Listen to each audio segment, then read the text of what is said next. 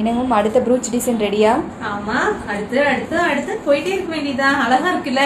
So இது வந்து என்னோட ஒரு பிளவுஸ் தான். இது வந்து ஒரு செமி ஸ்டிச்ல இருக்குன்னு சொல்லலாம். நெக் பேட்டர்ன் வந்து ரெடி பண்ணிட்டோம். அதுல வந்து ப்ரூச் வச்சிட்டு இருக்கோம். ஸோ இது நான் ஏற்கனவே சொல்லியிருந்தேன். ப்ரூச் பொறுத்த வரைக்கும் வந்து நம்ம வந்து தைக்கிறதுக்கு முன்னாடியும் பிளவுஸ்ல ரெடி பண்ணலாம், இல்ல ஃபுல் ஸ்டிச் பண்ண பிளவுஸ் ஆல்ரெடி ரொம்ப நாள் முன்னாடி தைச்சு வச்ச பிளவுஸ்லயும் ப்ரூச் ஒர்க் பண்ணலாம். ஸோ இது வந்து புது சாரியோடது தான். இருந்தாலும் நெக் எல்லாம் ஓரளவுக்கு கம்ப்ளீட் பண்ணிட்டு அதுக்கப்புறம் வச்சிட்டு இருக்கோம். சில பேர் கேட்டீங்க இந்த ப்ரூச் எல்லாம் வச்சா எப்படிங்க வாஷ் பண்றது அப்படின்னு.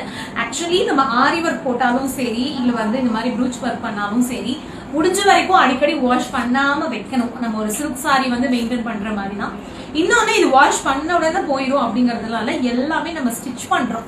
ஒட்டுறது அப்படிங்கிறது கிடையாது. ஒட்டுறதுங்கிறது எக்ஸ்ட்ரா பண்ணுவோம். மற்றபடி இதுல இருக்கக்கூடிய ஒரு ஒரு ஒர்க்குமே நீங்க பாத்தீங்கன்னா தெரியும். ஒரு ஒரு சின்ன சின்ன பீடு கூட வந்து நம்ம ப்ராப்பரா த்ரெட் வச்சு லாக் பண்ணியிருக்கோம். ஸோ அதனால இது ஒரு வாஷ் பண்ண உடனே வந்து கலண்டு வந்துடும் அந்த மாதிரி எல்லாம் பயப்படவே தேவையில்லை. ஸோ நம்ம எல்லா விதமான காஸ்டியூம்லயும் வெறும் பிளவுஸ்ல மட்டும் கிடையாது, சுடிதார்ல, கிட்ஸ் கலெக்ஷன்ஸ்ல எல்லாத்துலயுமே போடலாம். இந்த மாதிரி ப்ரூச் ஒர்க் கிளாஸ் வந்து நம்ம இன்ஸ்டியூட்ல ஆன்லைன் ஆஃப்லைன் ரெண்டு விதமாகவும் இருக்கு.